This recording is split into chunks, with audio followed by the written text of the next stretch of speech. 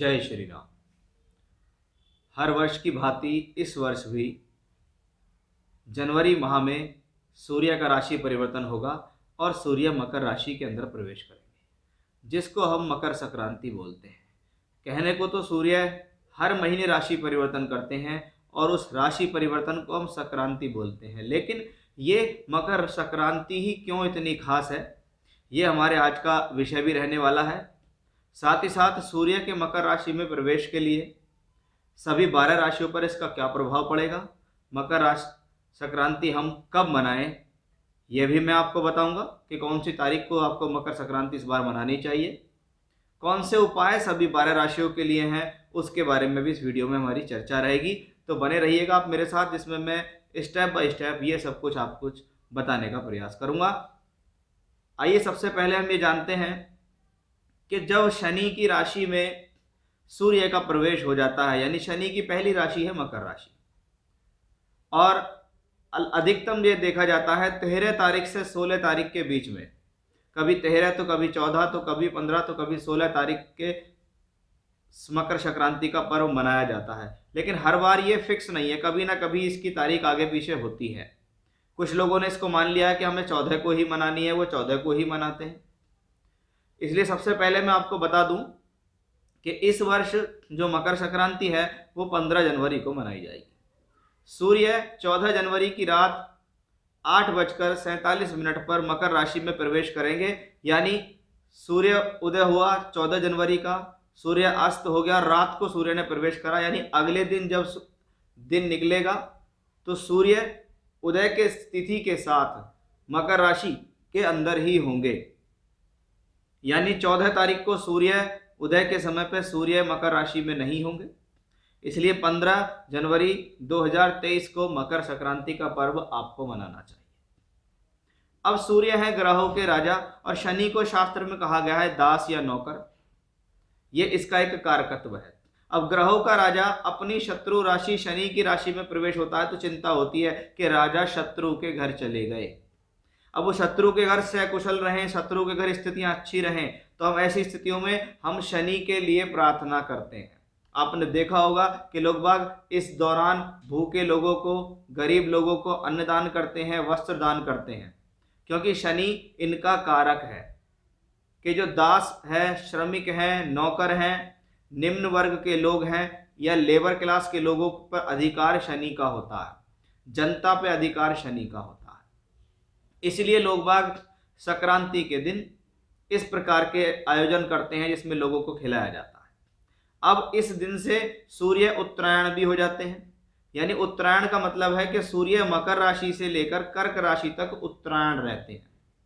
सामान्यतः जनवरी से लेकर लगभग जुलाई तक का समय उत्तरायण का देखा जाता है। इसको हम देवों का दिन कहते हैं, इसलिए भी ये मकर संक्रांति खास होती है कि इस दिन से शुरुआत हो जाती है। ये देवों के दिन है, या इसमें से कहते हैं अच्छे दिनों की शुरुआत होना, मंगल कार्यों की शुरुआत होना भी इस दिन देखा जाता है। तो ये भी एक खास विषय है कि हम मकर संक्रांति मनाते क्यों हैं, आखिर मकर संक्रांति ही क्यों ज़्यादा मुख्य है। वहीं कब मनाएं मकर संक्रांति, मैंने आपको इसके बारे में भी बताया है। अब मैं आपसे बात करूंगा उपाय के बारे में भी। पहले आप ये देखिए कि सूर्य जा रहे हैं मकर राशि के अंदर, कहने को ये उसकी शत्रु की राशि है, लेकिन इसके अंदर 3 नक्षत्र होते हैं। उत्तराषाढ़, श्रावण और धनिष्ठा नक्षत्र इसी राशि के अंदर देखे जाते हैं। यदि अगर देखने में लगता है कि सूर्य शत्रु की राशि में गए, लेकिन अगर ये देखें कि काल पुरुष के 5वें नंबर की राशि कर्म भाव में चली गई तो ये एक पॉजिटिव एस्पेक्ट हुआ, शत्रु की राशि में, इसलिए मिले जुले फल देंगे। दूसरा, ये सूर्य, चंद्र और मंगल के नक्षत्र इसी राशि में होते हैं, और ये तीनों के तीनों सूर्य के मित्र हैं। इसका मतलब मकर राशि दिखने में सूर्य के लिए टिपिकल होती है, लेकिन टिपिकल है नहीं। यानी कहीं ना कहीं ये अच्छी स्थिति है कि मान लीजिए आपको सूर्य की दशा चल रही है, आपके ऊपर शनि की ढैया या शनि की 7.5 चल रही है, तो ये कहीं ना कहीं आपके लिए एक फेवर में स्थिति है। या आपका जन्म उत्तराषाढ़, श्रावण, धनिष्ठा नक्षत्र में हुआ है, तो भी हम इसको मान सकते हैं कि भाई ये कहीं ना कहीं उन लोगों के लिए खास है ये गोचर। अब हम जानेंगे उपाय के बारे में। ये वो उपाय है जो सभी 12 राशि के लोग कर सकते हैं। इसमें बहुत साधारण नियम है कि भी सूर्य राजा चले शत्रु के घर, राजा चले शनि के घर। अब शनि के दान करने से हम शनि से हाथ जोड़ेंगे कि भाई हमारे राजा का आपकी राशि पे प्रवेश हुआ है, आप उनका ख्याल रखें। क्योंकि सूर्य कौन है? राज्य सरकार है, ख्याति है, प्रसिद्धि है, मान सम्मान है, आत्मा का प्रतीक है, ग्रहों का राजा है। ग्रह इसके चारों तरफ चक्कर लगा रहे हैं, यानी इसको एक प्रधान बिंदु कहा जा सकता है कि भाई सूर्य एक प्रधान ग्रह हो गए। अब वो शत्रु की राशि में पहुंच गए, इसलिए हम शत्रु से प्रार्थना करेंगे कि आप हमारे सूर्यदेव पर कृपा रखें, उनको कोई कष्ट ना हो, परेशानी ना हो। इसलिए हम आपसे संबंधित जो जुड़े हुए कार्यकर्ता है उनका ध्यान रखते हैं। जैसे गरीबों को इस दौरान अन्न और भोजन खिलाना सबसे बेहतर है, गरीबों को कपड़े दान करना बहुत बेहतर है। ऐसी स्थिति में आप तिल, जैसे आप जो सफ़ेद तिल होता है वो उसका दान कर सकते हैं। कुछ लोग तिल के लड्डुओं का भी दान करते हैं, काली दाल का दान कर सकते हैं, गुड़ का दान कर सकते हैं, अन्न दान कर सकते हैं। कैसे भी करके भी 7 प्रकार का अनाज मिक्स करके, जैसे लोग बाग आज के समय में खिचड़ी वगैरह भी देते हैं या पकौड़ी बनाते हैं बेसन की, तो वो स्थितियों में भी दान करना है कि भाई ये आखिर हम इसका दान करते क्यों है, ये प्रोसेस आपको समझना चाहिए। साथ ही साथ इस दौरान खास तौर पे जिस दिन मकर संक्रांति है उस दिन आप आदित्य हृदय स्तोत्र का पाठ कर सकते हैं। उस दिन आप भगवान विष्णु के विष्णु सहस्रनाम का पाठ करेंगे तो बहुत ही बढ़िया रहेगा ये महीना आपके लिए। या ओम नमो भगवते वासुदेवाय मंत्र का जाप भी आप लोग यहाँ कर सकते हैं। तो ये तो एक उपाय है जिसको हर कोई कर सकता है, सभी 12 राशियों के लोगों को ये उपाय अवश्य करना चाहिए।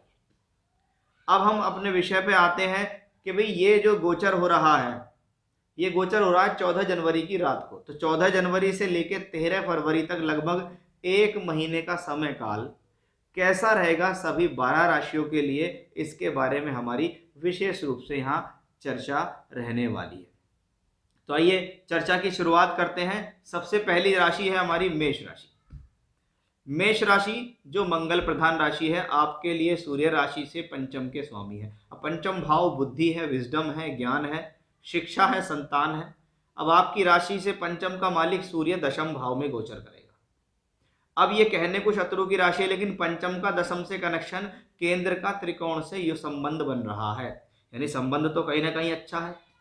ये आपकी विद्या, आपकी बुद्धि, आपके ज्ञान, आपकी शिक्षा को कर्म से जोड़ रहा है कि भाई इस दौरान जो भी आप योजना बनाएंगे, जो भी आप बुद्धि लगाएंगे, जो भी आप काम करेंगे, जो भी आप शिक्षा करेंगे, वो फलीभूत होगी। सूर्य यहाँ पर बैठकर दिग्बली होते हैं और ये मकर राशि है, राशि से दशम है, कर्म स्थान है, पृथ्वी तत्व राशि है, यानी व्यापारिक लोगों के लिए अच्छा है। खास तौर पे जो लोग नौकरी में तरक्की चाहते हैं या बड़े लोगों का सहयोग चाहते हैं या अधिकारियों का सहयोग चाहते हैं, उनके लिए भी ये योग अच्छा है कि वे सूर्य कहीं ना कहीं आपको यहाँ मकर राशि में बैठकर हेल्प देंगे। उनके साथ शुक्र का ट्रांजिट भी कुछ समय तक रहेगा, जो शुक्र धन भाव के मालिक हैं आपके लिए। इसका मतलब धन का कनेक्शन भी कहीं ना कहीं बना कि मेरे द्वारा की गई शिक्षा या मेरे द्वारा जो मैंने शिक्षा की है, जो कर्म की शिक्षा की है, जिसको हम कहते हैं प्रोफेशनल क्वालिफिकेशन, उनके लिए ये समय अच्छा है। धन रोजगार के लिए अच्छा है, कार्यक्षेत्र नौकरी के लिए भी अच्छा है, क्योंकि राशि के जो लॉर्ड हैं शनि, वो भी आप देखेगा 17 जनवरी को राशि परिवर्तन करके राशि से एकादश में पहुंचेंगे। यानी सूर्य शनि की राशि में, शनि एकादश भाव में, इसका मतलब कर्म का, बुद्धि का और लाभ का एक अच्छा समन्वय बन गया। यानी ये सभी के लिए सभी तरीके से बेहतर है। ये जो ट्रांजिट है ये मेष राशियों के लिए बहुत अच्छा है, कहीं से कहीं तक इसमें कोई कमजोरी मुझे नहीं दिखाई देती है। हाँ, थोड़ा सा कष्ट या थोड़ी सी पीड़ा या थोड़ा सा रुकावट इस वजह से हो सकती है कि सूर्य यहाँ मित्र की राशि में नहीं है।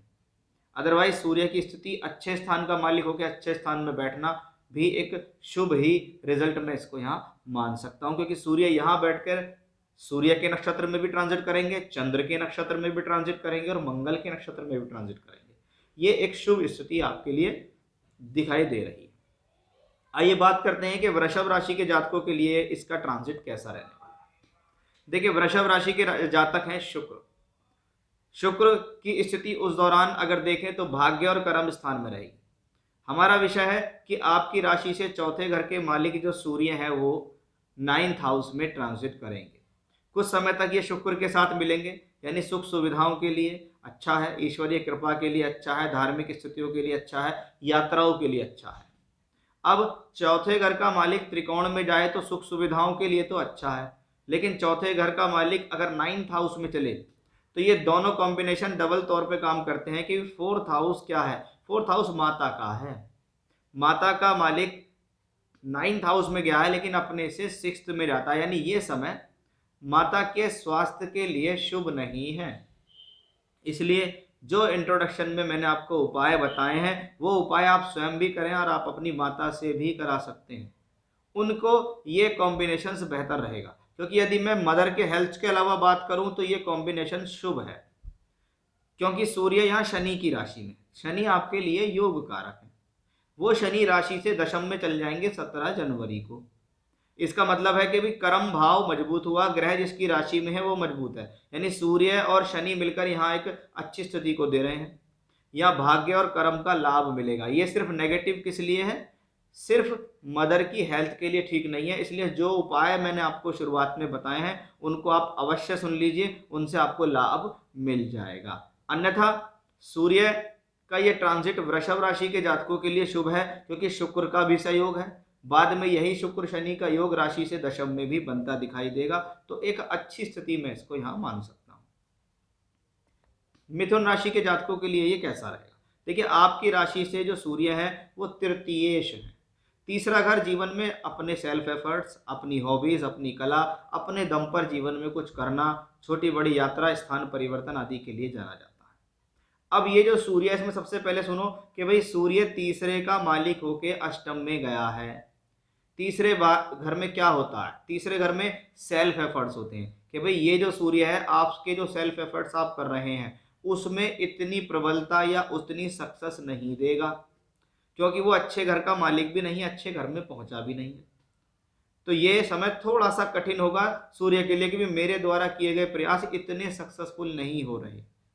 17 जनवरी को लिए आपके लिए एक बहुत अच्छी न्यूज है कि आपका शनि की ढैया खत्म हो गई, और वो शनि की ढैया खत्म होकर शनि 9th हाउस के अंदर आएगा। कर्म का मालिक कर्म भाव में बृहस्पति, भाग्य का मालिक भाग्य स्थान में, तो ये आपके लिए एक शुभ स्थिति है। लेकिन हमारा विचार यहाँ सूर्य को लेकर है, तो कहेंगे कभी सेल्फ एफर्ट्स थोड़ा ज़्यादा लगाने पड़ेंगे। इस दौरान बहुत आराम से किए गए एफर्ट्स से काम नहीं चलेगा, थोड़ा मेहनत ज़्यादा करनी पड़ेगी।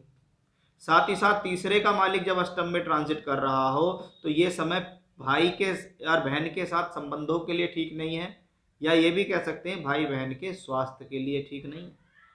अतः जो उपाय मैंने इंट्रोडक्शन में आपको यहाँ बताए हैं उन्हें अवश्य कर लें, क्योंकि उनसे ही आपको कोई ना कोई रिलीफ मिलने वाला है। यदि आप चाहते हैं कि सूर्य मकर राशि में, जिसको मकर संक्रांति बोलते हैं, ये आपकी राशि से अष्टम में बन रहा है योग, तो ये आपको अशुभ परिणाम ना दे, तो इसके लिए उपाय अवश्य करने ही होंगे। ये आपकी राशि के लिए थोड़ा चिंताजनक विषय रहेगा। बात करते हैं कर्क राशि के जातकों के लिए ये कॉम्बिनेशंस कैसा है। देखिए, कर्क राशि आपकी राशि के मालिक चंद्रमा, और चंद्रमा हर 2.25 दिन में बदलता है, यानी कहीं ना कहीं वैचारिक स्थिति 2.25 दिनों में बदलना।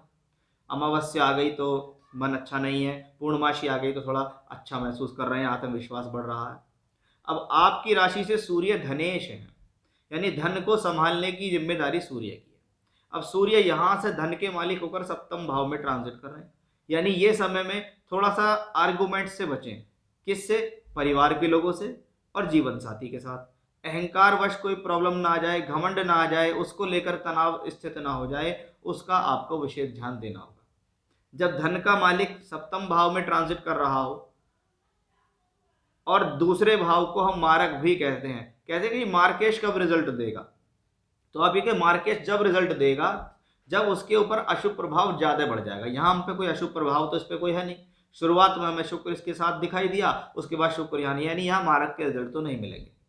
अब धन का मालिक सप्तम में है, पति पत्नी के बीच धन को लेकर आर्गुमेंट्स भी हो सकता है, परिवार को लेकर आर्गुमेंट्स हो सकता है, क्या वो आपका परिवार हो चाहे उनका परिवार हो, यानी चाहे ससुराल पक्ष हो या मायका पक्ष हो, उनको देखकर यहाँ आर्गुमेंट्स हो सकता है। अगर प्योरली धन के बारे में बात करें तो ये कोई धन के लिए नुकसान का विषय नहीं है, लेकिन जब चिंताएं जीवन में व्यापारिक सामाजिक तौर पे हो जाएं, व्यावहारिक तौर पे हो जाएं, परिवार को लेकर हो जाएं, पति पत्नी को लेकर हो जाएं, तो ये चिंता भी अपने आप में भी ज़्यादा है।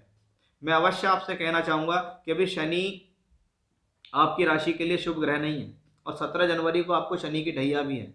इसलिए इंट्रोडक्शन में मैंने आपको जो उपाय बताए हैं वो उपाय आप अवश्य एक बार देख लीजिए। उनको देखने से, उनको करने से आपको लाभ मिलेगा, क्योंकि वो उपाय मैंने जो बताए वो इन सब चीज़ों को सोच कर ही बताए हैं। आइए देखते हैं सिंह राशि पर क्या है इसका हाल।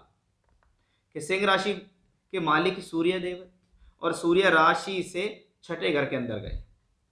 अब सूर्य एक तो छठे घर में गए, दूसरा छठे घर में इसकी शत्रु राशि है। इसलिए सबसे पहला ध्यान किस चीज का देना है कि आपके एफर्ट्स बढ़ेंगे, आपके आत्मविश्वास में कमी आएगी। ये समय आपके स्वास्थ्य के लिए शुभ नहीं है। इसलिए सबसे पहले जो उपाय मैंने आपको इंट्रोडक्शन में बताए वो आपके लिए बहुत ज़्यादा नेसेसरी हैं, क्योंकि सूर्य आपकी राशि के ही मालिक है।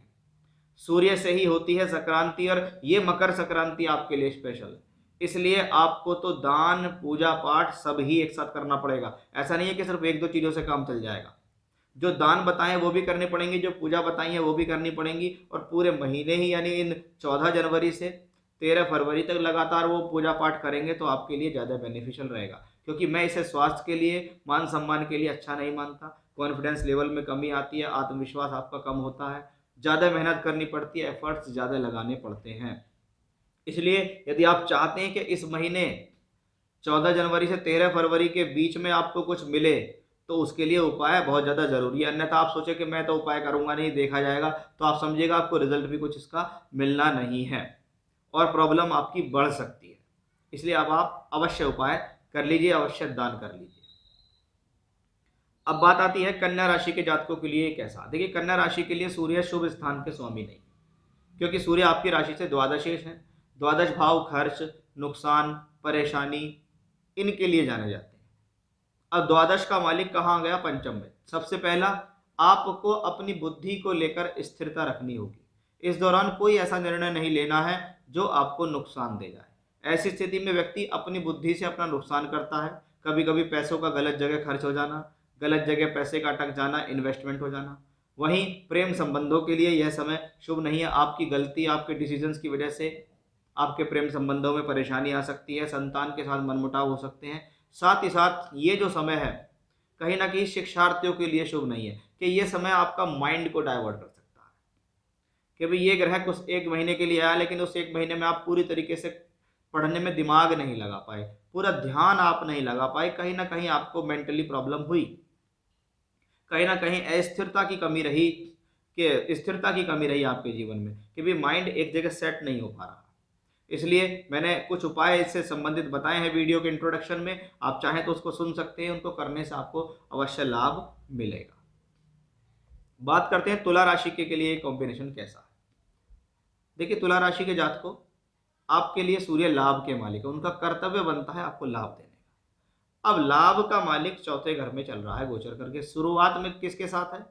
शुरुआत में वो शुक्र के साथ है।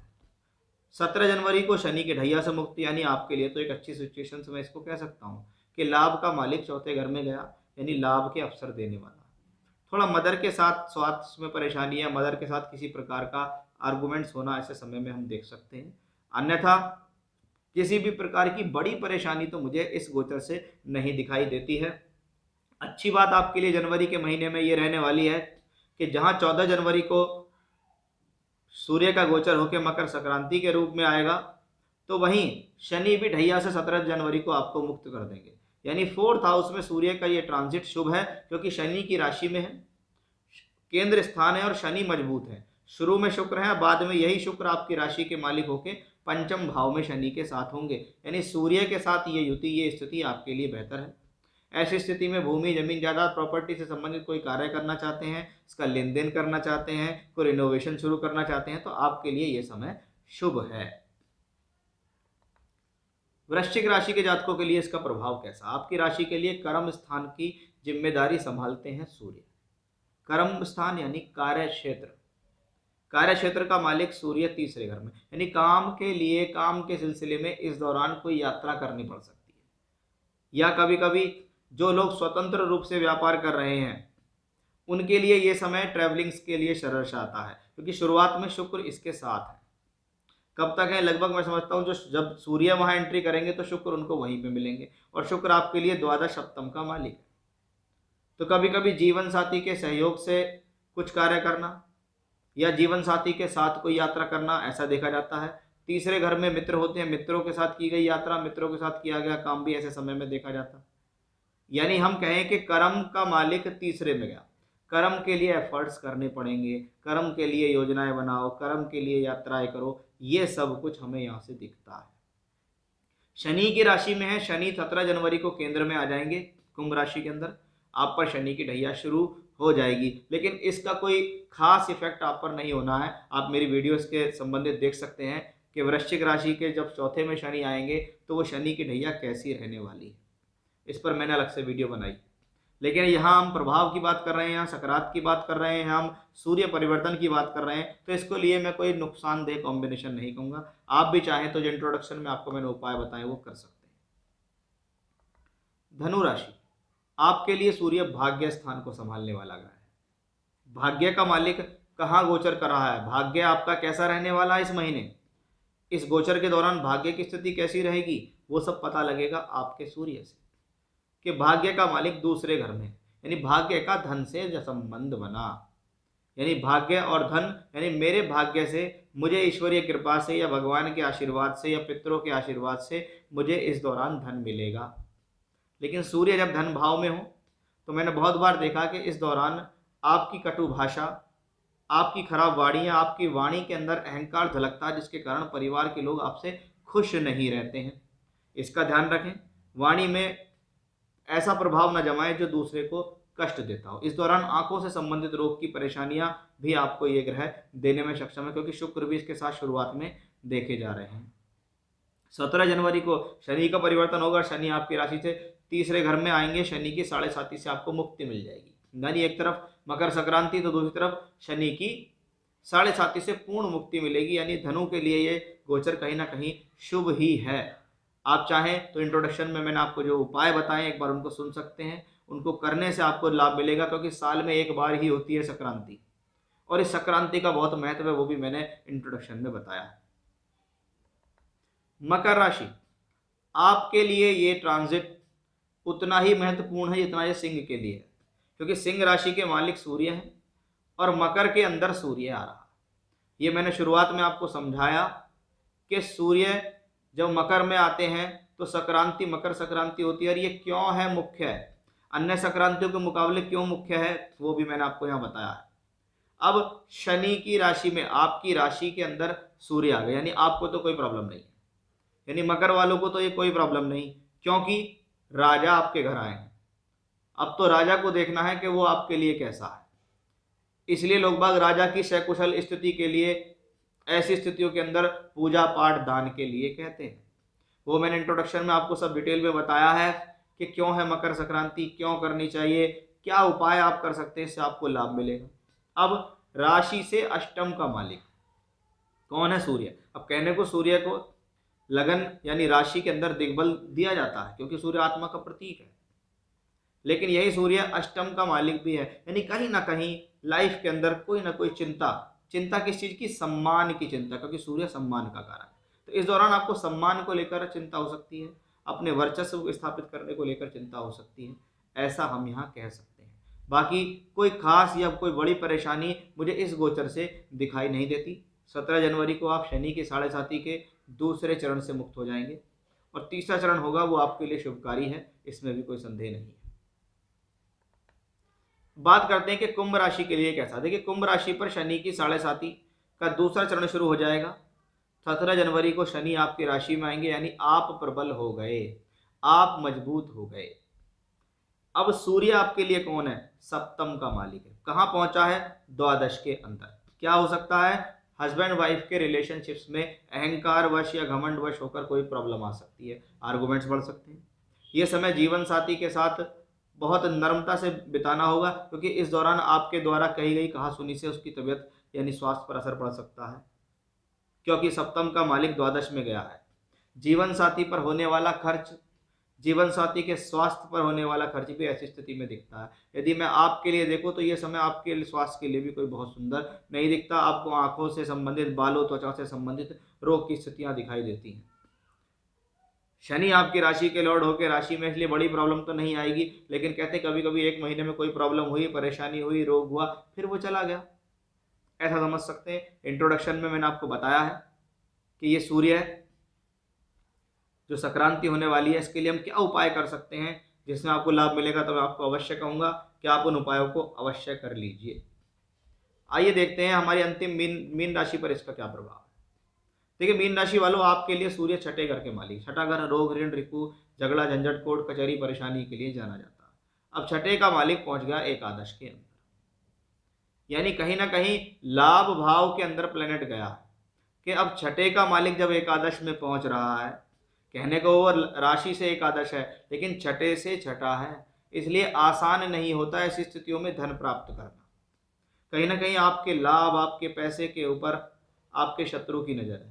कहीं नहीं कहीं आपका लाभ एक तरफ से आता है, दूसरी तरफ बीमारी पे चला जाता है। लाभ आता है ये ईएमआई पे चला जाता है, लाभ आता है लोन्स में चला जाता है, लाभ आता है शत्रु द्वारा कोई परेशानी झगड़े झंझट में चला जाता है। इसको मैं कोई बहुत अच्छी स्थिति नहीं कहूँगा, लेकिन पहली बात यह है कि लाभ आता है, क्योंकि प्लेनेट बैठा कहाँ है, एकादश में, और 11वां घर वृद्धि का भाव है, आय का भाव है। वृद्धि किसकी हो रही है, छठे घर के मालिक सूर्य की हो रही है। लाभ किसको मिल रहा है, सूर्य को मिल रहा है, यानी एक तरफ से आना और एक तरफ से जाना, ऐसी स्थितियों में देखा गया। आप भी अवश्य ये ध्यान रखें कि मैंने इंट्रोडक्शन में जो आपको उपाय बताए हैं वो आप अवश्य कर लीजिए, उनसे आपको काफ़ी रिलीफ मिल सकता है, आप सूर्य के बैड इफेक्ट से बच सकते हैं। तो ये था मेरा आज का विषय, जिसमें मैंने आपको सभी 12 राशियों के बारे में बताया, संक्रांति के बारे में बताया, पूजा पाठ के बारे में बताया, दान के बारे में बताया, और सभी 12 राशियों पर इसके फल के बारे में बताया। फिर से इसी प्रकार की जानकारी लेकर आपके सामने हाजिर होऊंगा, तब तक के लिए बने रहिएगा मेरे साथ। जय श्री राम।